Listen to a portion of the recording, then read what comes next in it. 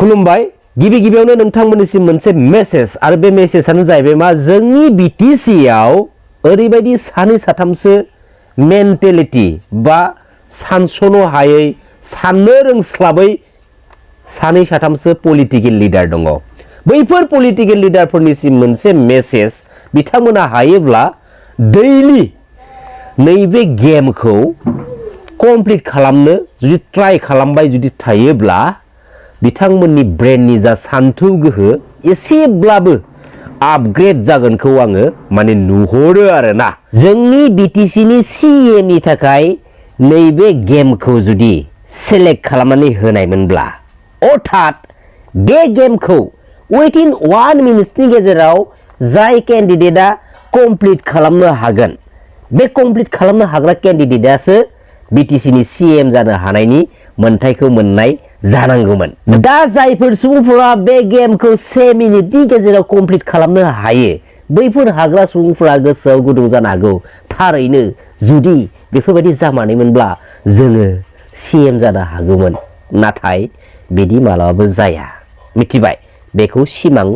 सुजुनानै सिमां नुनानैबो जेबो मुलाम्फा गैया बेखायनो गावबा गावनि खामानियाव एटेनसन होनानै गावबा गावनि खामानि मावनायाव मुखुब जानानै थाबाय था मिथिबाय नै रन्जन दैमारि बिथाङा जेलाव दङमोन बे सुक्तिनि गेजेरजोंनो बिथाङाबो ओंखारबाय जोंनि बर' फिसाफोरनि मोनसेल' सिमाङा मामोन जे आलादा रायजो सोरजिनाय बडलेण्ड सेपारेट स्टेट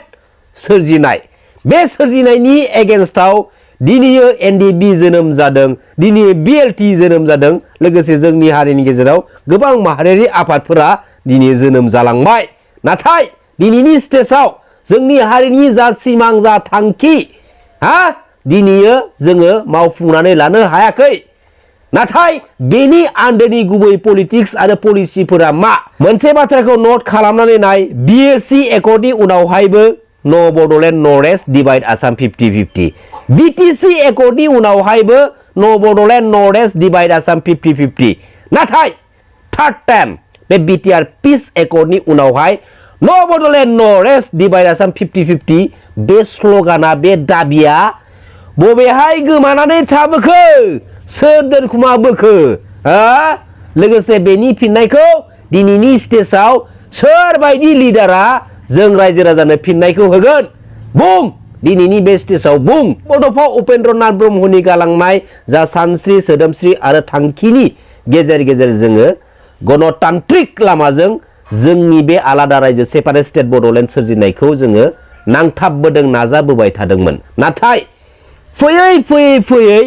बे बिटिआर एकर्डनि उनावहाय दिनैयो जोङो थुंगेनायखौ नुनो मोनबाय जोंनि गेजेराव ओरैबायदि लिडार दङ जाय लिडारानोखि मोनसे समाव नो Bodoland north east divide Assam 50-50 नि लिडिं मेन लिडखौ लानानै गासै बर' हारिखौ लाफानानै लिडिं खालामबोनाय लिडार बे लिडारानो जाहैबाय मानगोनां प्रमद बर' बिथां आं मालाबाबो सीएम जानो थाखाय सोमावसाराखै जेब्लासिम आलादा रायजो मोनागौ मानि सोमावसारबाय थागोन नाथाय दिनै जों मा नुनो मोनदों रायजो राजाफ्रा फिननाय हो बिटिआर एकर्डनि दफाफोरखौ जुदि मावफुंजोबाबा सोरनिबा न'आव थांनानै सुइसाइड जानायनि माखासे बाथ्रा बुंगोना बुङाखै 2 इयार्सनि गेजेराव जोंनि बिटिसिखौ सुइजारलेण्ड बायदि बानायनायनि माखासे बाथ्रा बुंगोना बुङाखै अब्ला दिनै सैथो बाथ्राखौ बुंनायाव मानो दुखु मोनो मानो अर नाङो फर एग्जाम्पल मोनसे बाथ्रा बुंनि आङो नोङो सासे मानसि लोगो मोनबाय आरो बे मानसिखौ नोङो गाज्रि होननानै नोङो मिथिखाबाय गाज्रि होननानै मिथिखासेयावबो नोङो बे गाज्रि मानसिखौ हेफाजाब होनानै थुलुंगा होनाया बे सोरनि गोरोन्थि बे नोंनिसो गोरोन्थि सोरबा मैगं बेफार खालामनानै जादों सोरबा बायदिसिना बेफार फालांगि मावनानै जादों बिसोरखौ सान्थियै बेफार फालांगि मावनानै जाबाय थानो होब्रा बैसोरनि मावनाय दांनायखौ पलिटिकेलि इस्यु खालामनानै लेक्सार मारिनांगौनि जेबो दरखार गैया बैसोर मानसिफोरा सोरबा रावबो पलिटिकेल लिडारखौ डिस्टार्ब होआखै नाथाय पलिटिकेल माखासे लिडारफोरासो बेफोरबायदि सोरनिबा मावनानै जानायखौ पलिटिकेल इस्यु खालामनानै लेक्सार मारि मारि बै बेफार फालांगि मावनानै जाग्रा मानसिफोरखौसो डिस्टार्ब होबाय दङ नंगौना नङा रायजो राजा नोंथांमोन हानायखौ नारसिननाय हायैखौ नारसिनै गोरिबखौ नारसिननाय गोरिबखौ मुगैनाय गोरिबखौ मिनिनाय बे गाज्रि जिथु हुदा बे हुदाया जोंनि समाजाव दिनैसिमबो गोथां जानानै दङ जायनि थाखायनो दिनैनि स्टेजसिमबो जोंनि बर' हारिनि माखासे बर' सुबुंफोरा डिभाइड गावस्राजोबनानै दङ जोंनि हारिनि गेजेराव जेसेबांखिनि पलिटिकेल लिडारफोर दङ बैफोर पलिटिकेल लिडारफोरा गावबा गावनि पलिटिकेल केरियारखौ गोख्रों खालामनो थाखाय सोरबा गोरिबनि मावनानै जानायखौ सोरबा गोरिबनि बेफार फालांगि खालामनानै जानायखौ पलिटिकेल इस्यु खालामनानै गावबा गावनि पलिटिकेल केरियारखौ पलिटिकेल फिल्डआव गोख्रों खालामनायाव जुदि बाहायोब्ला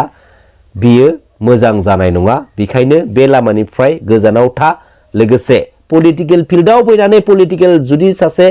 मोजां लिडार जानो जुदि सानदोंब्ला मोजां लामाजों पलिटिकेलनि मोजां लामाजों थांनानै सासे पलिटिकेलनि मोजां लिडार जाहै जों बेवहाय गासै रायजो राजाफ्रानो सापर्ट खालामगोन जोंहा बयहाबो गोहो दं मोजाङा मा गाज्रिया मा बेखौ हमदांनो हानायनि नाथाय सोरबा पलिटिकेल लिडारनि गरसे गरनै रां हरनानै खामानि थिनहरनायाव बै खामानिखौ मोजां ना गाज्रि सानालासिनो जुदि मावनानै फैयोब्ला बे नोंनिसो गोरोन्थि बेखायनो फैबाय थानाय स्टेजआव जायफोर सुबुंफोरा पलिटिकेल लिडारजों